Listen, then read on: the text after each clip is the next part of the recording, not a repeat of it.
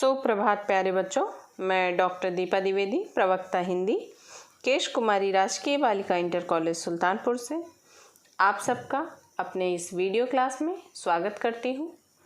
बच्चों, आज के इस वीडियो में हम लोग राष्ट्र कवि मैथिली शरण गुप्त जी द्वारा रचित पंचवटी शीर्षक कविता से प्रारंभिक 3 पद का अध्ययन करेंगे।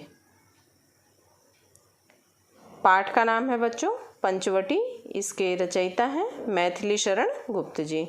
संदर्भ है इसका बच्चों प्रस्तुत पद हमारी पाठ्य पुस्तक हिंदी के पंचवटी शीर्षक कविता से उद्धृत है। यह कविता मैथिली शरण गुप्त द्वारा रचित खंड काव्य पंचवटी से ली गई है। पहला पद पढ़ेंगे। चारु चंद्र की चंचल किरणें खेल रही हैं जल थल में, स्वच्छ चांदनी बिछी हुई है अवन और अंबर तल में, पुलक प्रकट करती है धरती हरित तृणों की नोकों से, मानो झूम रहे हैं तरु भी मंद पवन के झोंकों से।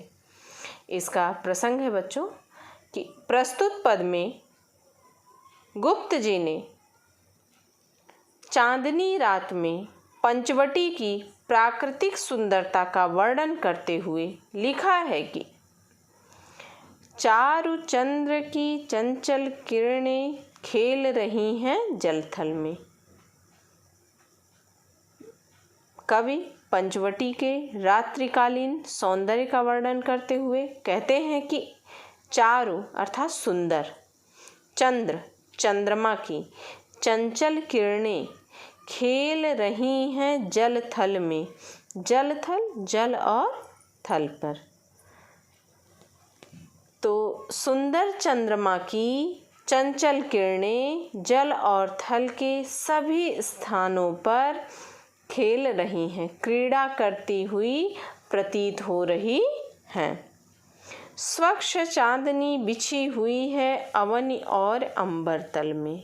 अवन पृथ्वी, अंबर आकाश, तो पृथ्वी से लेकर आकाश तक स्वच्छ चांदनी, चंद्रमा की स्वच्छ चांदनी ऐसे फैली हुई है जैसे धरती और आकाश के बीच कोई सफ़ेद चादर बिछी हुई हो।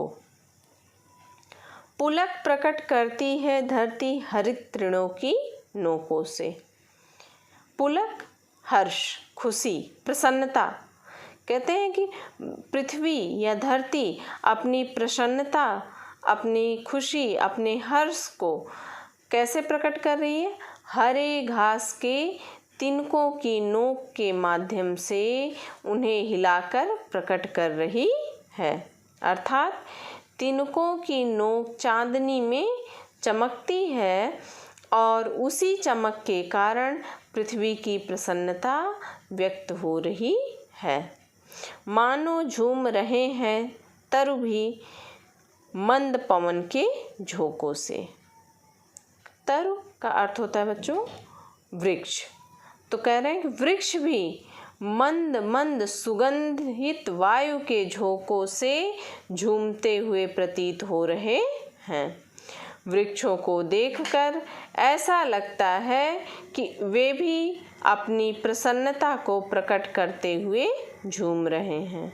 कहने का तात्पर्य है कि पंचवटी के रात्रिकालीन सौंदर्य से संपूर्ण प्रकृति आनंदित हो रही है।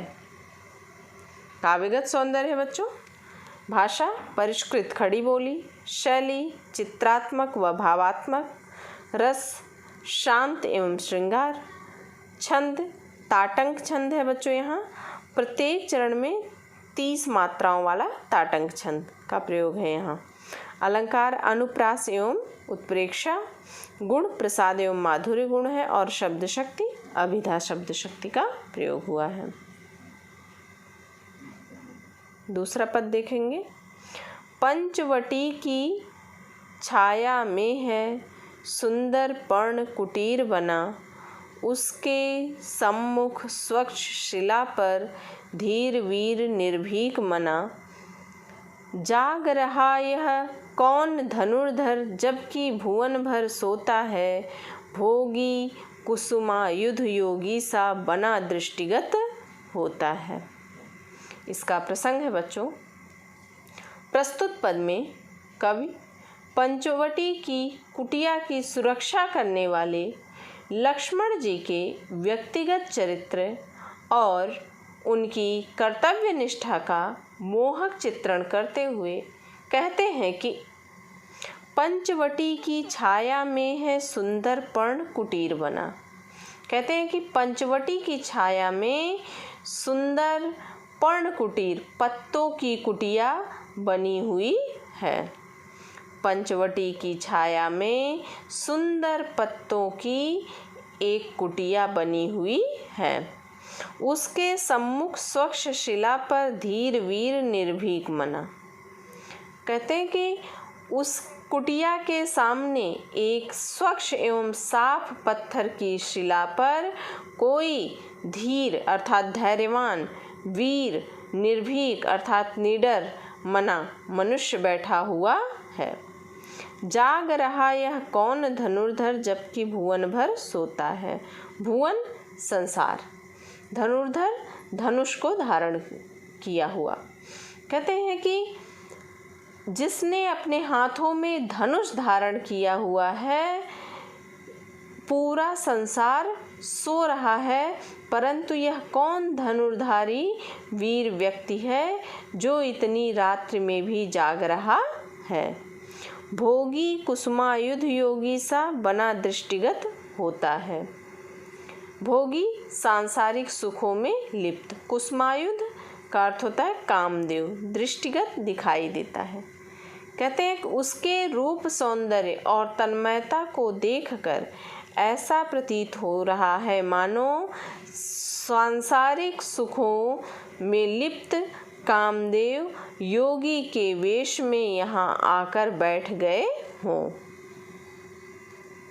काव्यगत सौंदर्य बच्चों, भाषा परिष्कृत खड़ी बोली है, शैली प्रबंध एवं भावात्मक शैली का प्रयोग है, रस शांत और छंद यहाँ पर भी ताटंग छंद का प्रयोग है, अलंकार अनुप्रास एवं उपमा, गुण प्रसाद गुण का प्रयोग है और शब्द शक्ति अभिधा। तीसरा पद पढ़ेंगे। किस व्रत में है व्रती वीर यह, निद्रा का यूं त्याग किए। राजभोग के योग्य विपिन में बैठा आज विराग लिए। बना हुआ है प्रहरी जिसका, उस कुटीर में क्या धन है। जिसकी रक्षा में रत इसका, तन है मन है जीवन है। इसका प्रसंग है बच्चों कि प्रस्तुत पद में कवि उस समय का वर्णन किए हैं जिस समय श्री राम और माता सीता पंचवटी की कुटिया में सो रहे हैं और लक्ष्मण जी उस कुटिया के सामने बैठकर रात में उस की पहरेदारी कर रहे हैं।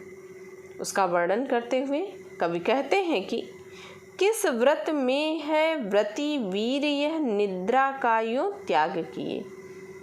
कविवर मैथिली शरण गुप्त जी कहते हैं कि यह धनुर्धर वीर किस कठिन व्रत को धारण किए हुए है।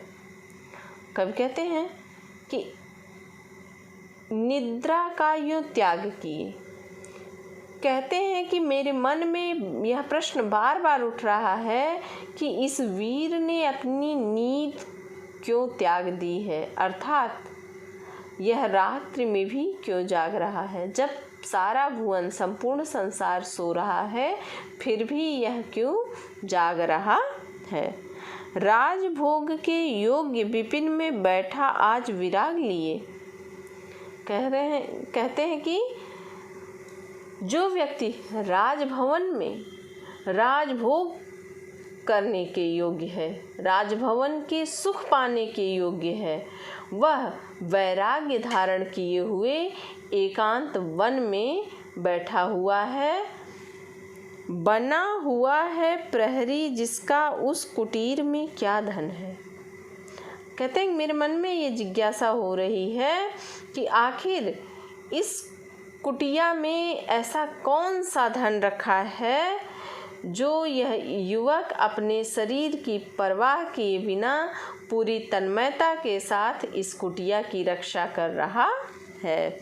रात्रि में सोए बिना अपनी निद्रा को बर्बाद करके, बिना सोए पूरी रात जाग करके आखिर ऐसा कौन सा खजाना इस कुटिया में रखा है जिसकी यह पहरेदारी कर रहा है, जिसकी रक्षा में रत इसका तन है, मन है, जीवन है। कहते हैं कि इस कुटिया में निश्चित ही कोई अमूल्य वस्तु है जिसकी रक्षा के लिए यह धनुर्धारी वीर अपना शरीर, मन और जीवन तक समर्पित किए हुए है। लगता है कि इसमें कोई अमूल्य चीज़ रखी गई है, तभी वह इस तरह से इसकी पहरेदारी कर रहा है। काव्यगत सौंदर्य बच्चों, भाषा यहाँ परिष्कृत खड़ी बोली है, शैली प्रबंध एवं भावात्मक है, रस शांत रस का प्रयोग है, छंद ताटंक छंद का यहाँ भी प्रयोग है, अलंकार अनुप्रास, गुण प्रसाद, शब्द शक्ति, अभिधा एवं लक्षणा शब्द शक्ति का प्रयोग किया गया है। बच्चों, आज के इस वीडियो में हम लोगों ने छंद संख्या 1, 2 एवं 3 का अध्ययन किया है और उम्मीद करती हूँ आपको अच्छे से समझ में भी आया होगा। कहीं कोई समस्या हो तो आप कमेंट बॉक्स के माध्यम से मुझसे पूछ सकते हैं बच्चों। मिलते हैं बच्चों अगले वीडियो में। धन्यवाद।